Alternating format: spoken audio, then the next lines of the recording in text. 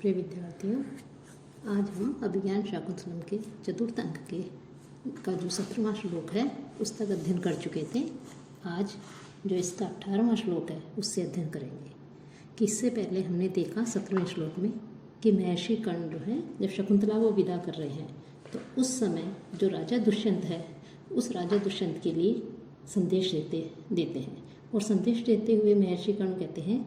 कि हम लोग संयम धनी हैं और इंद्रिय निग्रह के अतिरिक्त हमारे पास कोई भी धन नहीं है। यौतुक दान अर्थात दहेज आदि जो दिया जाता है उसके लिए भी हमारे पास कोई संपत्ति नहीं है। इसलिए यह बात तुम जो है अच्छी तरह से सोच समझ लेना और अपनी व हमारी वंश की जो परंपरा है, जो मर्यादा है, उसका विचार करके जो है इस चीज़ का ध्यान रखना, क्योंकि तुमने स्वयं ही शकुंतला से गांधार विवाह किया है। अर्थात विवाह जैसा जो उत्तरदायित्वपूर्ण कार्य है जो कन्या का पिता करता है वो तुमने स्वयं ही गांधार विवाह को, क्योंकि उसमें स्वीकृति प्राप्त थी, इसलिए गांधार विवाह जो है तुमने स्वयं ही किया है। इसमें हम लोगों ने अर्थात शकुंतला की तरफ के जो बंधु बांधव हैं हमने संबंध नहीं करवाया है। इसलिए इस बात का भी ध्यान रखना कि अपनी सभी रानियों के बीच में इसे समान आदर भाव से देखना चाहिए। इसके आगे जो कुछ भी है वो सब क्या है, भाग्य के अधीन है। अर्थात इसके अतिरिक्त हमें कुछ भी नहीं कहना, वो सब भाग्य के अधीन है। तो इस प्रकार से महर्षि कर्ण ने त्रिकालदर्शी थे और उन्होंने शकुंतला का भविष्य और भावी जीवन उनके समक्ष था। वे अधिक कुछ नहीं कहना चाहते थे, लेकिन वे जानते थे कि आगे क्या होने वाला है। इसलिए उन्होंने वरदानों एवं आशीर्वाद आदि देकर के सब कुछ प्रदान कर दिया जिससे शकुंतला का कल्याण हो। इसलिए वे दुष्यंत से और अधिक कुछ याचना नहीं करना चाहते थे। अब शारंगराव कहता है गृहीत है संदेश है कि हमने आपका संदेश ग्रहण कर लिया। महर्षि कर्ण कहते हैं वत्से हे पुत्री त्वम इदानीम अनुशासनीय असि, कि अब तुम्हें भी जो है उपदेश देना है। कि दुष्यंत को जो संदेश देना था वो दे दिया है, अब तुम्हें भी जो है अनुशासित करना है, तुम्हें भी कुछ शिक्षा देनी है। वनोक्सो अपि संतो लोकज्ञा वयम, वनवासी होते हुए भी हम लोक का जो व्यवहार है उसको जानते हैं। शारंगराव कहता है न खलु धीमताम कश्चित अविष्यो नाम, कि जो बुद्धिमान मनुष्यों के लिए, विद्वानों के लिए कुछ भी अज्ञात नहीं होता। अर्थात आप विद्वान हैं, आप सब कुछ जानने वाले हैं, शास्त्रों के ज्ञाता हैं। महर्षि कर्ण कहते हैं सा त्वम इतः पति कुलम प्राप्य। अब शकुंतला से कहते हैं कि तुम यहाँ से पति कुलम प्राप्य, अपने पति कुल को प्राप्त करके अर्थात अपने पति गृह में पहुँच करके तुम्हें किस प्रकार से व्यवहार करना है उसके लिए वो बता रहे हैं। शुश्रूष गुरुन कुरु प्रिय सखी व्रतिम स पत्नी जने भर्तु विप्रकृता अपि रोशनतया माँ इसमें प्रतिपम गम है। भूयिष्ठम भव दक्षिणा परिजने भाग्येषु अनुत्सेकिनी यान्ति एवं गृहिणी पदम युवतयो वामः कुलस्य आदय है। अब पति गृह को जाती हुई जो शकुंतला है उसको शिक्षा देते हुए महर्षि कर्ण जो है वो कहते हैं कि तुम अपने पति गृह पहुँच करके वहाँ जब तुम अपने पति गृह पहुँच जाओगी तो वहाँ जा कर के वहाँ तुमसे उम्र में जो बड़े लोग हैं, जैसे तुम्हारे सास ससुर हैं, उनके सभी संबंधी वगैरह हैं, उनके जो है तुम सेवा करना। कि जो बड़े लोग हैं, गुरुजन हैं, सम्मान के पात्र हैं, उन लोगों की तुम सेवा करना। साथ ही साथ कि राजा के और भी रानियाँ होंगी, और भी पत्नियाँ होंगी, तो उनके प्रति तुम वैसा ही व्यवहार करना जैसा तुम अपनी प्रिय सखियों के प्रति करती हो। अर्थात तुम उन्हें अपनी प्रिय सखियों के जो समान ही उनके साथ रहना, व्यवहार करना। और यदि कभी तुम्हारा जो पति है वो तुम्हारा यदि किसी कारण से अपमान कर दे, तिरस्कार कर दे, तो क्रोध में आकर के पति के प्रतिकूल आचरण मत करना। और अपने जो सेवक आदि हैं, परिजन आदि हैं, उनके ऊपर अत्यधिक उदारतापूर्ण व्यवहार करना। उन्हें सेवक नहीं समझ करके बल्कि उनके साथ में जो है अच्छा व्यवहार करना, उदारतापूर्ण व्यवहार करना। और अपने जो उच्च भाग्य के ऊपर कभी अभिमान मत करना। कि राजा दुष्यंत जो हैं वो राजा हैं, चक्रवर्ती सम्राट हैं, तो तुम कभी अब इतना अभिमान मत करना कि मैं ऐसे राजा की रानी हूँ, मैं इस राज्य की महारानी हूँ। तो इस प्रकार का आचरण मत करना, कभी अभिमान मत करना। और भाग्य के अनुसार जब जैसा प्राप्त हो विनम्रतापूर्वक उसे ही जो है स्वीकार करना। जो युवती इस प्रकार का आचरण करती है वो श्रेष्ठ गृहिणी के पद को अलंकृत करती है, लेकिन इसके विपरीत आचरण करने वाली स्त्रियां दोनों ही कुल के लिए मानसिक व्यथा का कारण बनती है। दोनों ही कुल अर्थात पति के कुल के लिए भी और पिता के कुल के लिए, पति कुल और पितृकुल दोनों के लिए ही मानसिक व्यथा का कारण बनती है। तब करें गुरुन शुश्रूषु। गुरुन की जो गुरुजन हैं उन गुरुजनों की शुश्रूषु सेवा करना, और सपत्नी जने की जो दुष्यंत की और भी पत्नियां होंगी उन वो सपत्नी कहलाती हैं, कि पति की और जो दूसरी पत्नी होती हैं वो सपत्नी कहलाती हैं, जिसे सौत वगैरह कह सकते हैं। तो उन जो सपत्नी हैं, दुष्यंत की और भी पत्नियां हैं, उनके साथ में प्रिय सखी वृत्तिम कुरु, प्रिय सखी का सा व्यवहार करना, विप्रकृत अपि, और दुष्यंत के द्वारा अपने पति के द्वारा किसी कारण से तिरस्कृत होकर भी रोषणतया क्रोध में आकर के भर्तुः प्रतिपम, अपने पति के विपरीत, माँ इसमें गम है मज्जन, अर्थात किसी कारण से यदि उसे क्रोधित आ जाए तुम्हारे पति को तो और तुम्हारा अपमान कर दे, तो उस समय तुम भी क्रोध में आकर अपने पति के प्रतिकूल आचरण मत करना, क्योंकि दोनों ही यदि क्रोधित होकर के एक दूसरे के प्रति आचरण करेंगे तो इस तरह से जो है गृहस्थ आश्रम नहीं चल सकता, गृहस्थ व्यवस्था नहीं चल सकती। तो पति के विपरीत मत आचरण मत करना। परिजनीय भूयिष्ठम दक्षिणा भाव, और जो परिजन है अपने जो सेवक सेविकाएं हैं उनके ऊपर दक्षिणा भाव, अत्यधिक उदार बने रहना, उदारता का व्यवहार करना। भाग्येषु अनुत्सेकिनी, और अपने भाग्य के ऊपर अभिमान मत करना, और अपने भाग्य पर अत्यधिक अभिमान मत करना। एवं इस प्रकार का आचरण करने वाली युवतियाँ गृहिणी पदम यान्ति, जो गृहिणी का पद है उस पद को प्राप्त करती हैं, कि श्रेष्ठ गृहिणी कहलाती हैं, श्रेष्ठ गृहिणी को पद को प्राप्त करती हैं, गृह लक्ष्मी के पद को प्राप्त करती हैं। वामः, और इसके विपरीत आचरण करने वाली जो स्त्रियां हैं वो कुलस्य आद्य है, कुल के लिए मानसिक क्लेश का कारण बनती है, मानसिक व्यथा का कारण बनती है। कि शकुंतल का जो चतुर्थ अंक है उसे सर्वश्रेष्ठ बताया है, और चतुर्थ अंक के भी 4 जो श्रेष्ठ श्लोक हैं उनमें से एक ये भी है कि इसमें महर्षि कर्ण में शकुंतला के माध्यम से संसार की जो 9 वधुएं हैं उनके लिए एक सर्वथा उनके लिए योग्य और व्यवहारणीय जो उपदेश है वो मनोहर उपदेश उन्होंने दिया है। इस उपदेश का अनुसरण करते हुए, इसके अनुसार कार्य करते हुए, इसका पालन करते हुए उनका भावी जीवन सुखमय हो। जो स्त्रियां इस प्रकार से इन शिक्षाओं को अपने गृहस्थ जीवन में अपनाती हैं वे गृह लक्ष्मी पद को प्राप्त करती हैं और सुखी एवं शांति में जीवन व्यतीत करती हैं। और लेकिन यदि इसके विपरीत, ये जो महर्षि कर्ण कह रहे हैं कि इस प्रकार की जो शिक्षा है इसके इन नियमों के विपरीत, इस शिक्षा के विपरीत आचरण करने वाली स्त्रियां पितृकुल और पतिकुल दोनों के लिए ही शोचनीय होती हैं। महर्षि कर्ण द्वारा जो ये उपदेश है यह अपना अत्यधिक महत्व रखता है। वास्तव में ये देखा जाए तो जो नवविवाहिता है वो अपने पति के कुल में जाकर के, अपने पति के घर जाकर के यदि इस प्रकार के आदर्शों को अपने जीवन में अपनाती है तो घर जो है वो स्वर्गतुल्य होता है और उस घर में हमेशा ही कल्याण होता है। और इसके विपरीत आचरण करने वाली स्त्रियों के लिए कहा गया है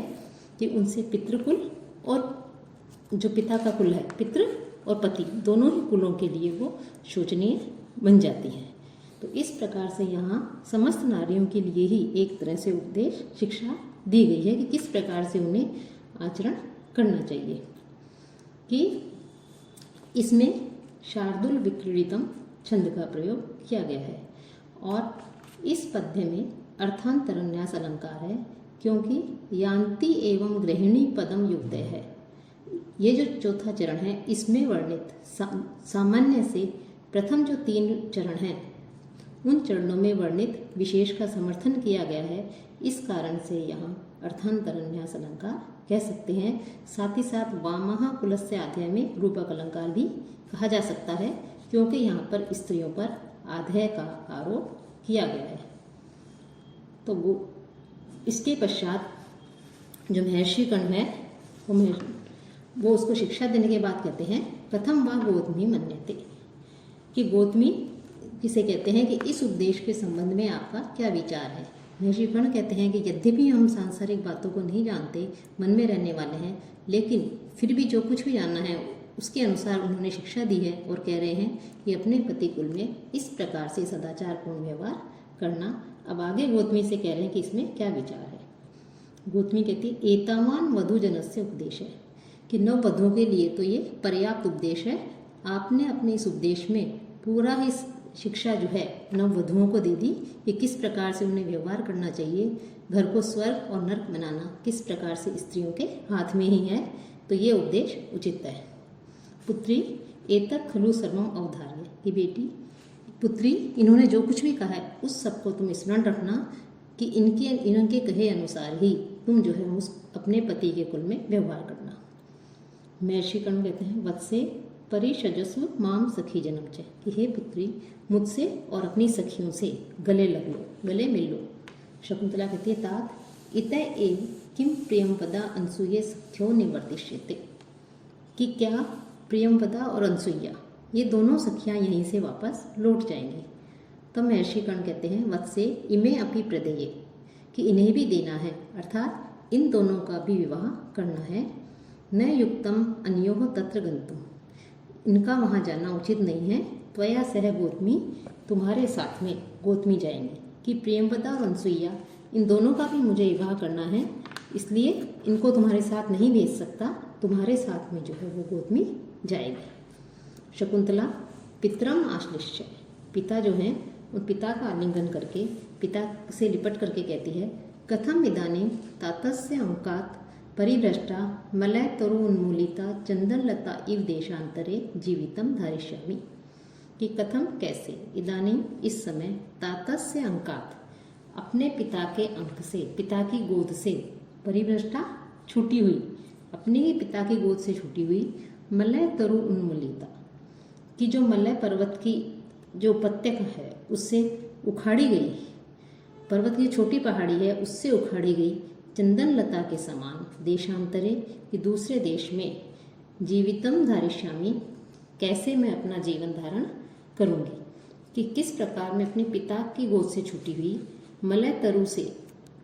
उखाड़ी गई चंदन लता के समान दूसरे देश में जीवन धारण करूंगी। अर्थात यदि चंदन की लता को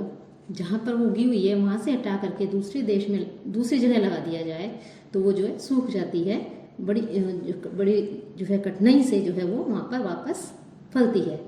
तो उसी प्रकार से शकुंतला कह रही है कि मैं आपसे दूर होकर के कैसे वहाँ पर जो है जीवित रहूँगी, आपके बिना कैसे रहूँगी। महर्षि कर्ण कहते हैं वत्से किमेव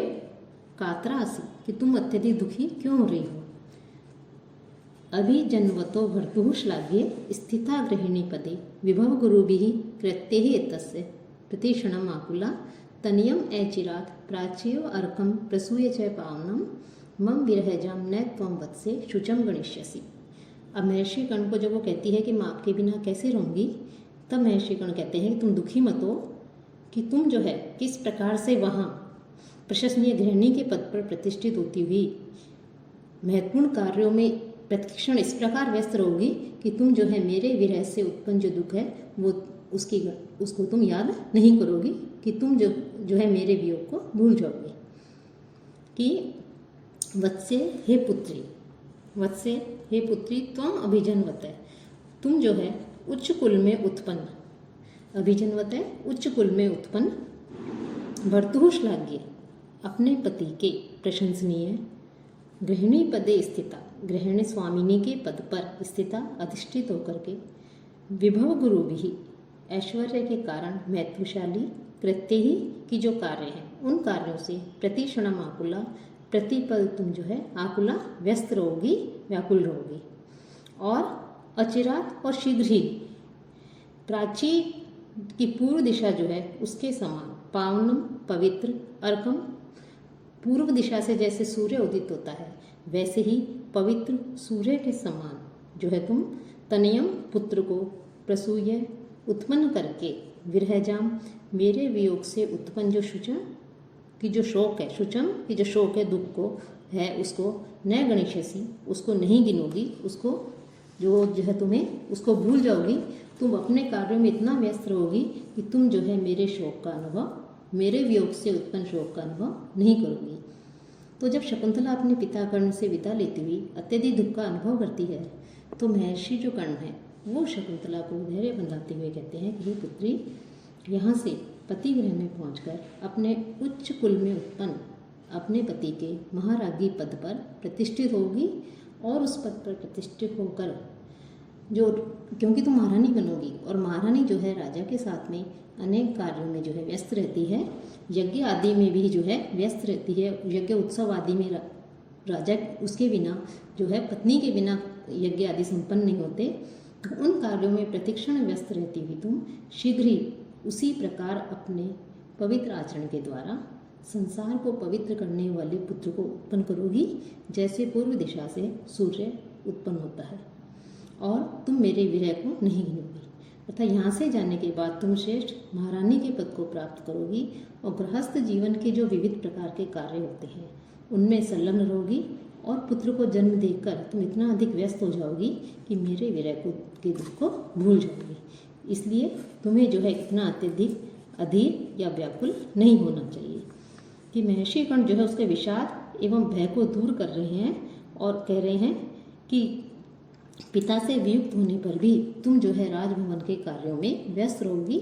और फिर तुम जो है अत्यधिक व्यथित नहीं होगी। शकुंतला पिता के चरणों में गिरती है। महर्षि कर्ण कहते हैं यदि इच्छामि ते तदस्तु,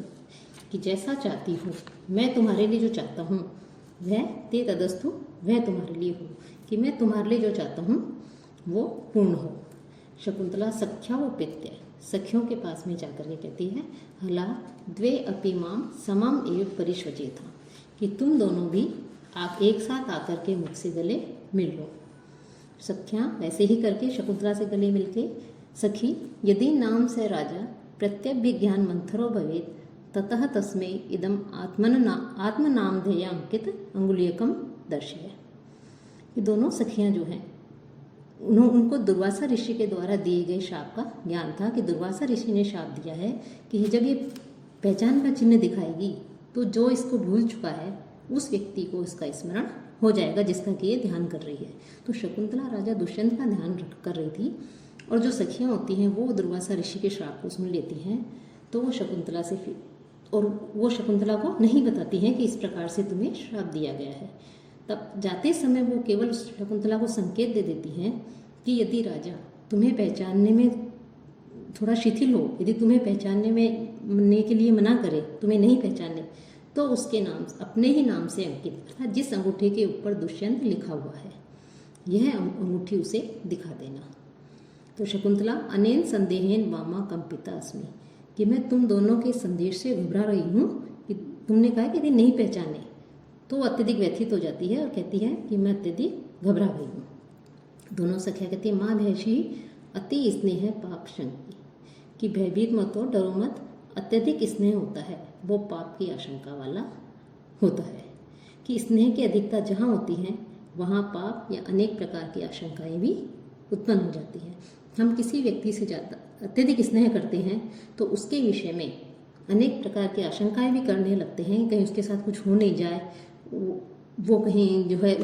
उसके साथ कोई घटना घटित नहीं हो जाए, दुर्घटना आदि। तो जहाँ अत्यधिक प्रेम होता है वो अत्यधिक अनिष्ट की आशंका वाला होता है। शारंगराव कहता है युगांतरम आरूढ़ है सविता त्वरता मात्र भवती, कि सूर्य दूसरे प्रहर में चढ़ गया है, अर्थात दूसरा प्रहर हो गया है, अब शकुंतला शीघ्रता करो चलो। शकुंतला आश्रम अभिमुखी स्थित्वा, आश्रम की ओर मुख करके खड़ी होकर के तात कदानुभूय तपोवनम प्रेक्षिष्य, कि हे तात अब हे पिताश्री अब मैं इस तपोवन को कब देखूंगी। महर्षि कर्ण कहते हैं श्रूयता सुनो, भूतवा चिराय चतुरांत महिष्पत्नी दोष्यंतिम अप्रतिरथम तनयम निवेश्य भर्ता तद अर्पित कुटुंबरेण सार्धम शांते करिष्यसि पदम पुनः आश्रमे अस्मिन्। तो महर्षि कर्ण कहते हैं कि सुनो, बहुत समय तक चिरकाल तक चारों समुद्रों तक फैली हुई जो पृथ्वी है उसकी सहपत्नी बनकर अद्वितीय महारथी जो दुष्यंत है उसके पुत्र को राज सिंहासन पर बिठाकर और उसके ऊपर कुटुंब का भरण पोषण का भार समर्पित कर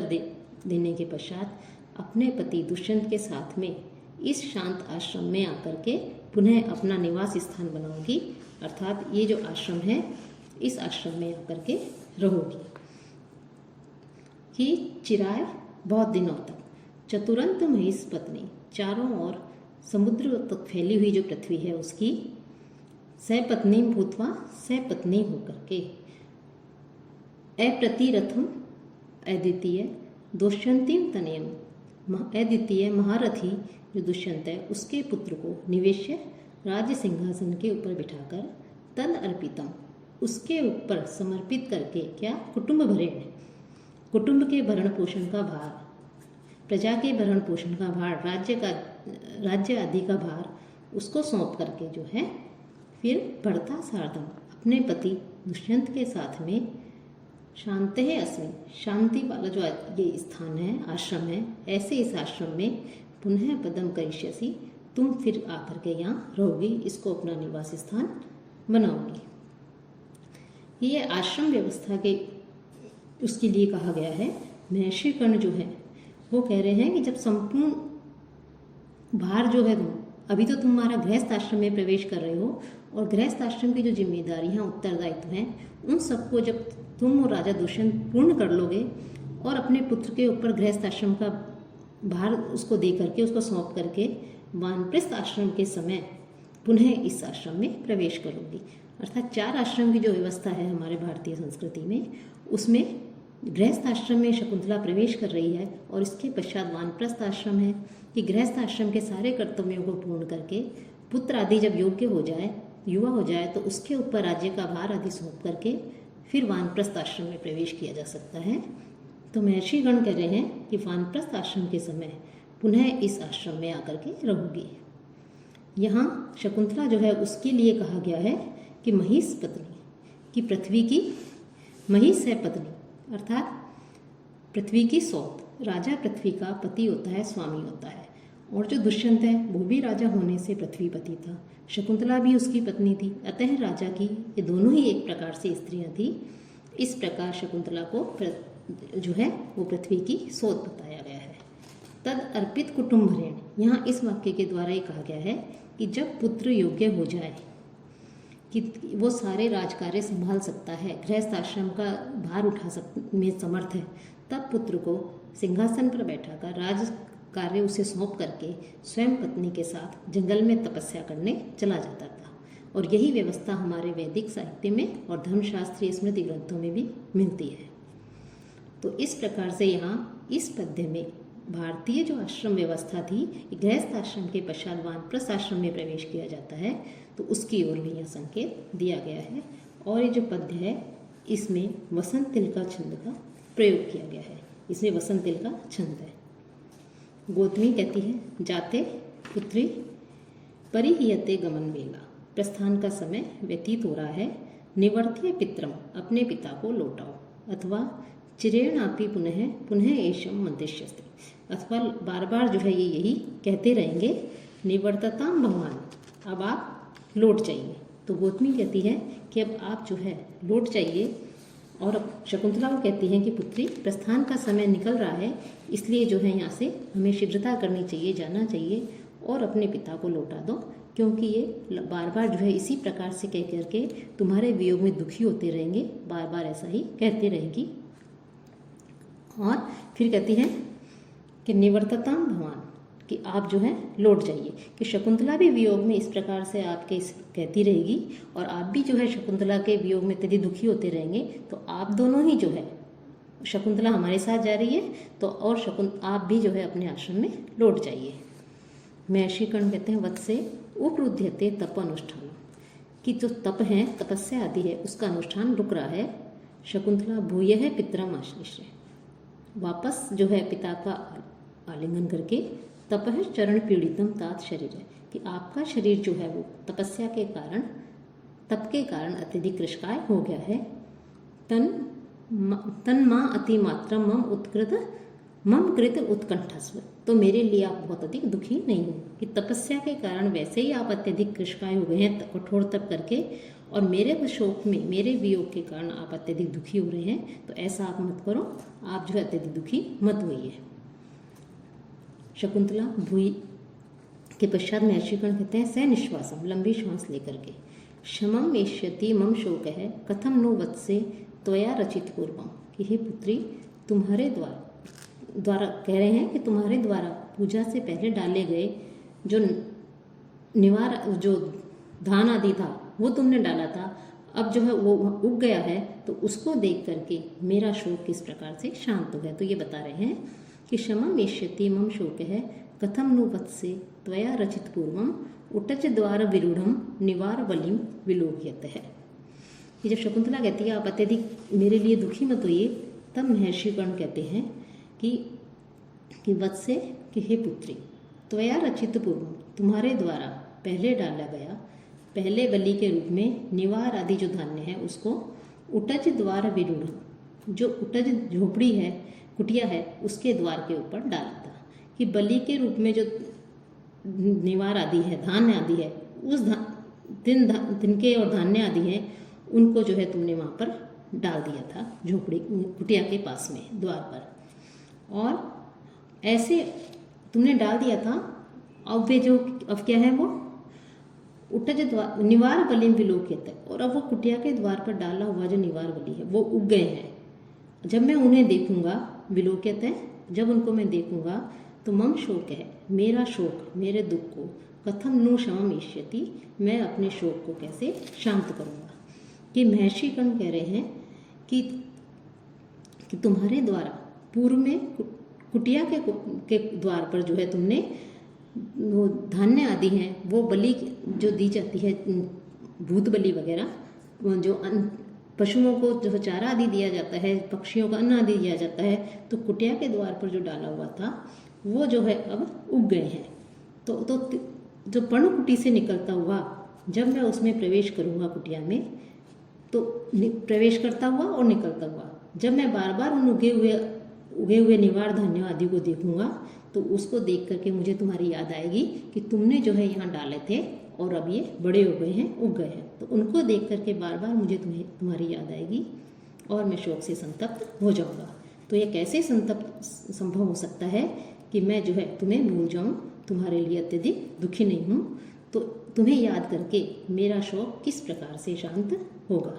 यहाँ पर आर्य जाति छंद का प्रयोग हुआ है। फिर कहते हैं जाओ, तुम्हारा मार्ग कल्याणकारी हो। सख्यो, दोनों शकुंतला जो है शकुंतला को देख कर कहती हैं